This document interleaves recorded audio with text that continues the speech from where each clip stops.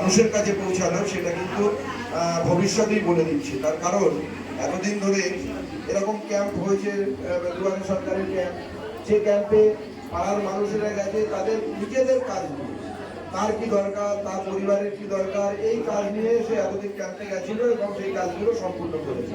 কিন্তু এবারে ক্যাম্পে আসছে তার পাড়ার কি কাজ হবে, পাড়ার কোন রাস্তাটা হবে, পাড়ার কোন ড্রেনটা হবে, পাড়ার কোন খেলার মাটির দরকার আছে, কোথায় কি হবে, সেই পাড়ার মানুষ এসে ঠিক করবে। এখানে জনপ্রতিনিধিদের কোনো কথা চলবে না, একদম পুরো অর্ডার করে দিয়েছে মুখ্যমন্ত্রী মমতা বন্দ্যোপাধ্যায়।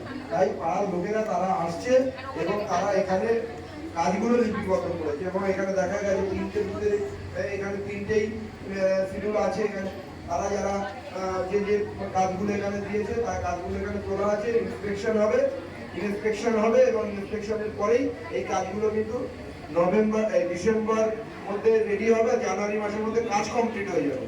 জানুয়ারি মাসের মধ্যে এই নয় যে এই শুধু স্কিমেই তুলে নিয়ে চলে গেল আর কাজ হবে না, ভোট বলে নয়, ভোটের আগেই দেখবেন যে সমস্ত কাজ কমপ্লিট হয়ে গেছে।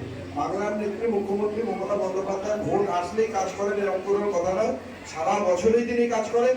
এবং আমাদের বিধায়ক তাপস চ্যাটার্জি এখানে আছেন, আমাদের পঞ্চায়েতের মাননীয় প্রধান রীতা গাইন আছেন, আমাদের পঞ্চায়েতের আধিকারিকেরা আছেন, দিলীপদা আছে আমাদের এখানে, আমাদের বৌদা পঞ্চায়েত সমিতির কর্মাধ্যক্ষ কৌশিক পঞ্চায়েত সদস্য আছে এবং বিডিওর আধিকারিকেরা আছে, এখানে পঞ্চায়েতের সকল কর্মকর্তারা এবং আধিকারিকরা আছেন, সবাই আছে এবং সবাই থেকে মানুষের উপস্থিতিতে এই প্রোগ্রামগুলো এখানে নেওয়া হচ্ছে।